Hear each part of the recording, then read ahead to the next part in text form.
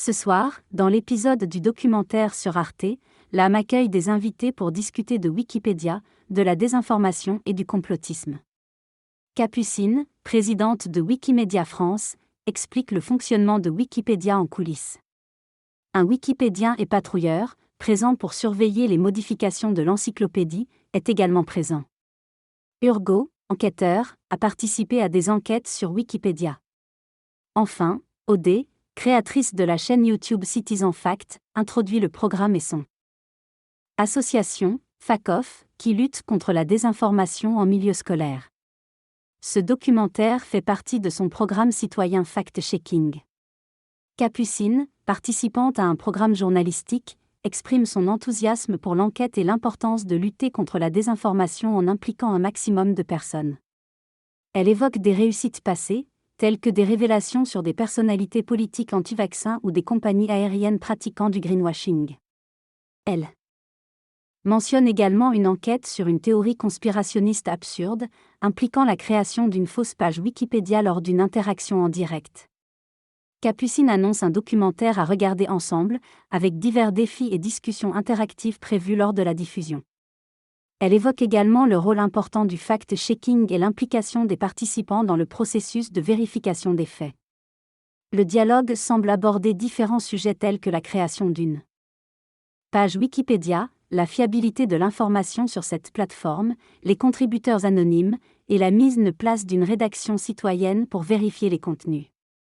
L'importance de vérifier les informations diffusées sur Wikipédia est soulignée, et une réflexion est menée sur la transparence de l'encyclopédie. Une initiative de rédaction collaborative est décrite, née pendant le premier confinement en 2020, pour vérifier la véracité des informations sur Wikipédia. L'utilisateur remercie les administrateurs et modérateurs qui l'ont aidé à construire un Discord. Lors du recrutement, il souligne l'importance de respecter des règles simples de courtoisie. Il évoque la motivation des membres et la nature ouverte de l'initiative, comparée à des projets professionnels plus structurés. Il apprécie le caractère artisanal et participatif de l'entreprise. En tant que journaliste impliqué dans la rédaction, il se considère aussi comme une citoyenne parmi les contributeurs. Il souligne l'importance du fact-checking et de la vérification de l'information comme fondement de leur travail. L'utilisateur exprime des préoccupations concernant la gestion de l'énergie et des ressources au sein de l'équipe. L'initiative discutée est centrée sur la fabrication de l'information et l'importance de sa construction et contextualisation. Elle réunit des personnes aux compétences diverses, permettant d'apporter des perspectives variées dans leurs investigations. Le but est de promouvoir la vérification des faits et de contrer les défis de la désinformation et de la post-vérité. L'absence de publication du bot depuis juin est due à un bug technique nécessitant des corrections. L'équipe travaille sur Wikipédia de manière horizontale, sans hiérarchie, échangeant principalement par écrit sur la plateforme elle-même. Le débat porte sur la participation à Wikipédia, où même une simple correction peut conduire à devenir un wikipédien. Cela ouvre à un vaste monde de contributions citoyennes. À une encyclopédie collaborative. Wikipédia est une plateforme multilingue, unie par la langue, accueillant des contributeurs de divers horizons. L'objectif est de partager la connaissance de manière neutre et vérifiable. L'émission Citizen Facts explore les coulisses de Wikipédia, en montrant comment devenir contributeur et en soulignant l'importance de respecter les principes fondateurs de l'encyclopédie. Le texte aborde la question de la vérification de l'information et de la neutralité sur Wikipédia. Il souligne l'importance des sources fiables et du travail de synthèse des informations provenant de différentes références. On insiste sur le fait que Wikipédia ne cherche pas à détenir la vérité absolue, mais à être neutre en croisant les sources. La neutralité sur Wikipédia est possible car il n'y a qu'un seul article traitant d'un sujet et que les informations sont basées sur des sources crédibles. La diversité de la communauté de Wikipédia permet de refléter différents points de vue. La neutralité n'est pas toujours claire pour les journalistes, qui reconnaissent la subjectivité de leurs reportages. Enfin, le projet Wikipédia est considéré comme ayant un aspect politique car il s'agit d'un travail collaboratif et libre, nécessitant une diversité d'opinions au sein de la communauté. Dans une discussion, il est souligné l'importance pour les journalistes d'être équilibrés et neutres dans leur approche. L'exemple est donné de la nécessité de proposer un débat contradictoire pour atteindre une forme de neutralité. Par la suite, il est abordé un cas problématique dans un article sur l'acupuncture esthétique sur Wikipédia, où des sources non vérifiées ont été utilisées. Le travail de vérification a souligné le manque de fiabilité de l'article, ce qui a conduit à sa suppression immédiate.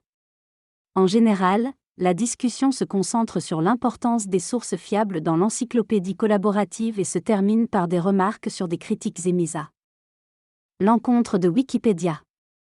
La fondation Wikimedia est basée aux États-Unis et se charge de l'hébergement officiel et des aspects légaux de Wikipédia.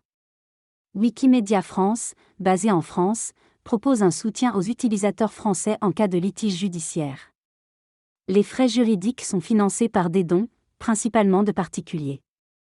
La transparence et l'absence de but lucratif de Wikipédia sont soulignés, avec une suppression des données personnelles après 6 mois. Malgré des rumeurs de publicité, la fondation Wikimedia exclut cette option pour préserver l'indépendance du contenu et la liberté d'accès. Un groupe de membres de la rédaction propose d'utiliser l'outil Captain Fact pour vérifier la véracité des propos tenus par Idriss Aberkan dans une vidéo en ligne. Il découvre des informations selon lesquelles des entreprises comme Avisa Partners ont été impliquées dans la manipulation de pages Wikipédia pour le compte de grands groupes. Malgré ces révélations, aucune source ne confirme l'idée qu'on blanchit des pages Wikipédia contre financement.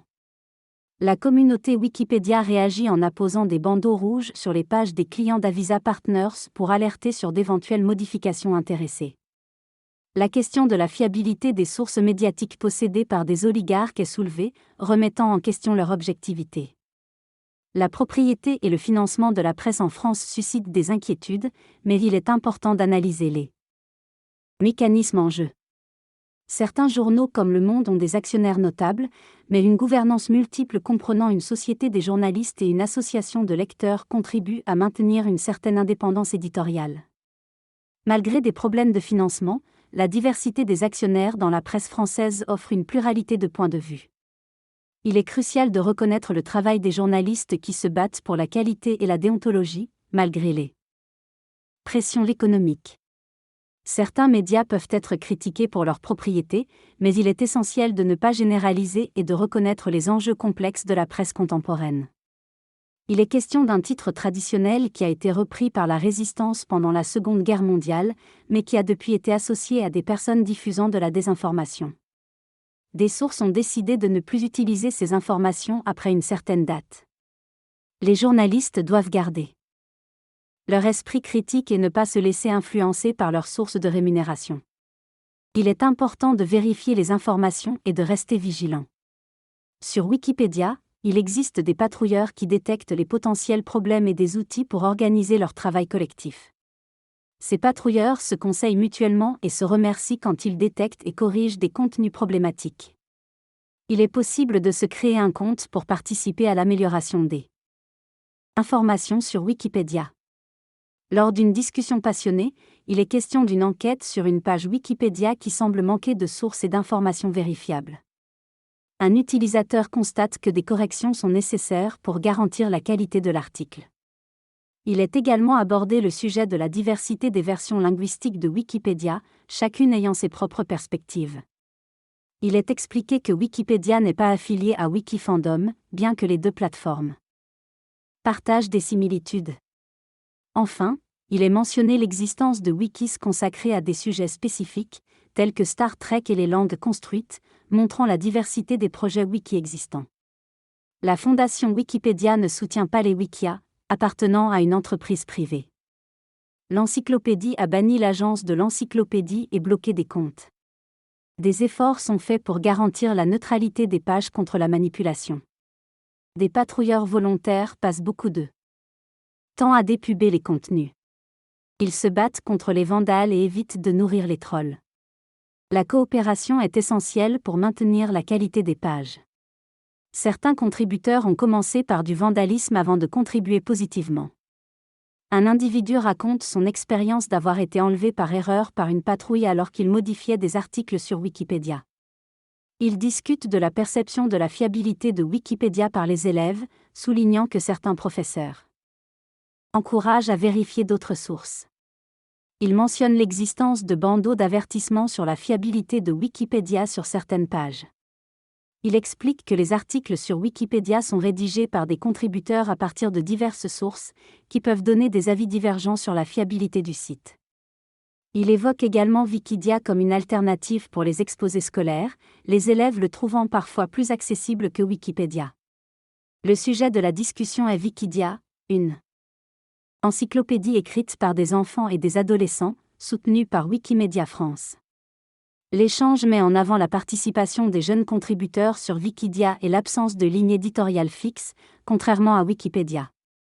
Il est souligné que les choix de simplification et de contenu sont faits par les contributeurs, avec un accent sur la vérification des sources. Une comparaison est faite entre la fiabilité de Wikipédia et des encyclopédies classiques, montrant une certaine supériorité de Wikipédia en raison de sa diversité de contributeurs et de processus de vérification. L'auteur soulève le manque de transparence quant aux auteurs d'articles sur Wikipédia, mettant en lumière l'influence des opinions politiques des contributeurs. Il explique que les articles spécialisés sont souvent plus fiables que les articles généraux sur la plateforme. Wikipédia est critiqué pour sa difficulté à synthétiser des sujets complexes comme la philosophie ou l'art contemporain. Les critères d'admissibilité pour la création d'articles personnels sont aussi abordés, en indiquant la nécessité d'être mentionné dans la presse nationale pour être éligible. Il pointe également les tentatives de manipulation avec des faux articles payants provenant de sources non reconnues. La discussion abordait notamment le sujet de l'admissibilité sur Wikipédia, en soulignant les critères stricts à respecter pour créer une page sur une personnalité. L'exemple de Nabila a été évoqué, mettant en lumière le besoin de sources fiables et régulières sur une période de 24 mois pour attester de la notoriété d'un sujet. Il a également été mentionné que certaines personnalités, notamment celles issues de milieux sous-médiatisés, rencontrent des difficultés à être présentes sur la plateforme. Par ailleurs, la création de contenu en créole, comme le créole martiniquais, a été soulevée comme une nécessité pour une représentation diversifiée sur Wikipédia. Enfin, la question de l'intelligence artificielle et de son impact sur les articles de Wikipédia a été brièvement évoquée. La personne fournit une photo de sa mère pour utilisation libre. Il est indiqué que la communauté de Wikipédia décide ensemble du choix des photos à utiliser. Il est mentionné qu'il y a des débats sur l'écriture inclusive sur Wikipédia, avec un récent sondage montrant des avis divergents sur l'utilisation du point médian et des formulations binaires. La participation au sondage est majoritairement masculine, avec un soutien plus fort des femmes en faveur de l'écriture inclusive. Le processus décisionnel dans la communauté de Wikipédia demande du temps et implique une concertation importante. L'activité de contribution à Wikipédia est souvent perçue comme masculine, mais des communautés s'organisent pour mettre en avant les femmes et les personnes non binaires. Cependant, le problème de l'invisibilisation persiste, notamment concernant l'histoire des lesbiennes. Les sources historiques manquent souvent de références à ces thématiques. Les connaissances d'experts passent généralement par des canaux de validation traditionnels comme les articles scientifiques ou les publications académiques. Les blogs spécialisés peuvent être pris en compte mais avec prudence. Les débats sur la validation des sources, y compris les vidéos YouTube, sont récurrents. Des ouvrages servent également de sources fiables pour documenter les articles. Le texte aborde différents sujets liés à la crédibilité de l'information en ligne. La manipulation des pages Wikipédia à des fins politiques. On évoque des exemples de pages modifiées pour effacer des informations compromettantes sur des personnalités ou des entreprises, avec des tentatives de ripollinage pour masquer des scandales. Des individus ou groupes ont été impliqués dans des modifications de contenu pour influencer l'opinion publique. Les conséquences de telles manipulations sur la confiance dans l'information en ligne sont soulignées, montrant comment la communauté Wikipédia a réagi face à ces pratiques abusives. Une affaire au sein de la communauté a suscité beaucoup d'attention, impliquant la suppression litigieuse d'informations sur un individu controversé sur Wikipédia. Malgré l'absence de hiérarchisation formelle, des notions informelles de statut semblent influencer la communauté. Une anecdote sur la création d'une page de fans de l'outre a été partagée, illustrant l'impact des contributions individuelles sur Wikipédia. Par ailleurs, une pratique intéressante consistant à suivre les modifications des politiciens sur Wikipédia a été évoquée, mettant en lumière les tentatives de réécrire l'histoire en ligne. Durant la discussion, il est question de l'utilisation d'un bot informatique pour repérer les modifications sur Wikipédia, provenant de certaines adresses IP spécifiques telles que celles du Parlement. Ce bot vérifie les pages en français et publie les informations sur Twitter, mais en ajoutant un avertissement sur la nature des modifications. Il est mentionné que les utilisateurs peuvent modifier les pages en utilisant des comptes pour protéger leur vie privée, ce qui rend la surveillance plus difficile. Il est souligné comment des personnalités politiques peuvent modifier leur propre page sur Wikipédia pour influencer leur image publique. Enfin, la conversation se tourne vers des sujets plus légers tels que le lobbying et les interactions sur Internet. Le discours évoque les élections législatives et la recherche d'informations sur les candidats sur Wikipédia. Il souligne l'importance de vérifier la neutralité des informations consultées, malgré les risques de manipulation. Certaines personnes accordent plus d'importance aux programmes politiques qu'aux candidats eux-mêmes.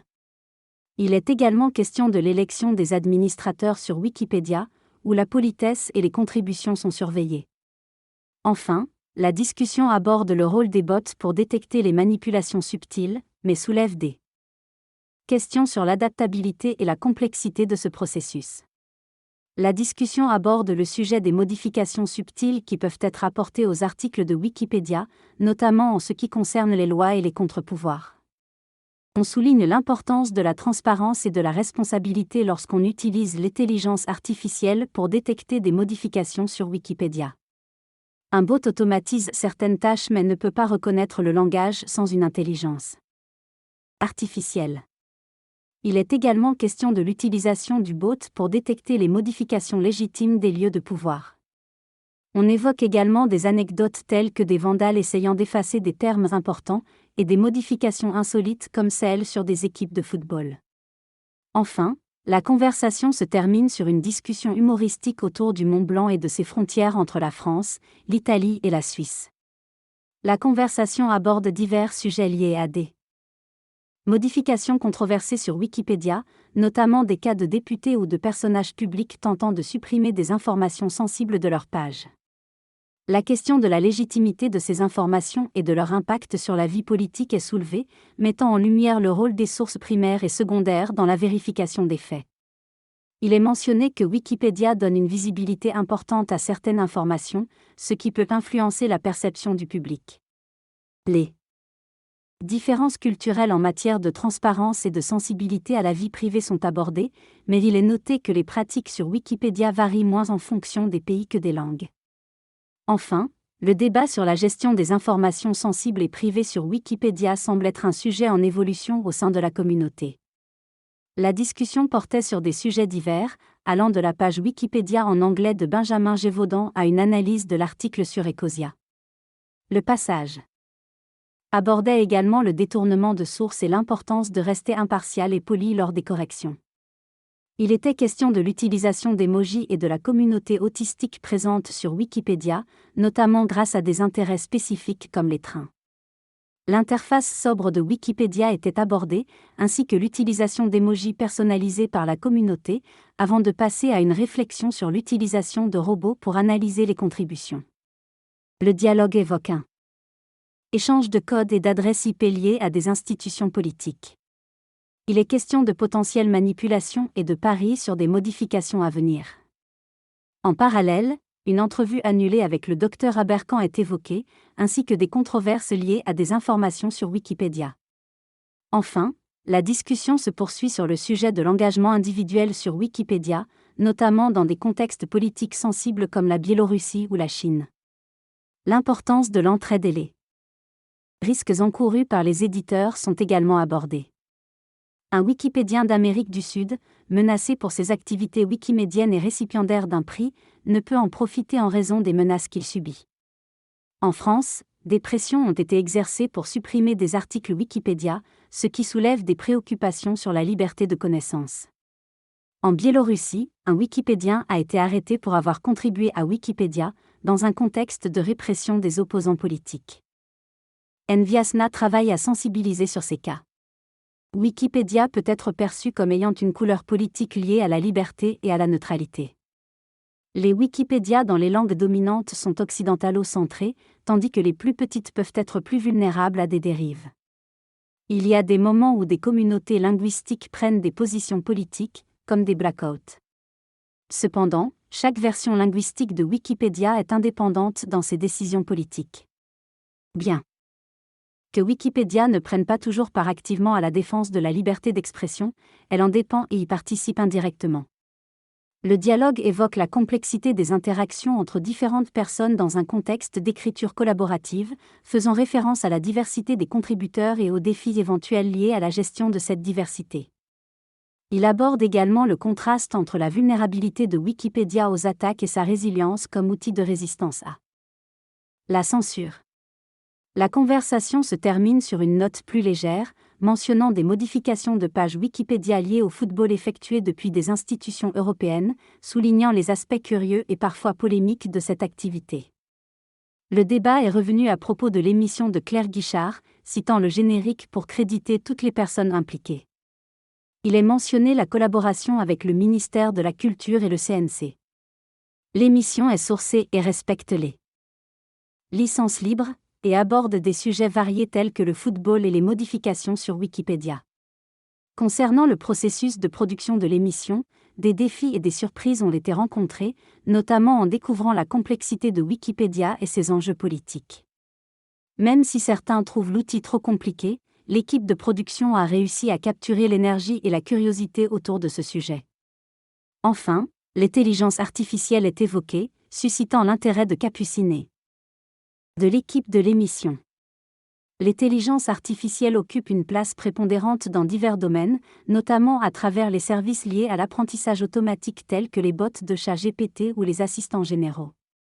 Les discussions portent sur les opportunités, les risques et la concurrence qu'elle engendre, incluant la correction automatique, la traduction, la falsification, entre autres.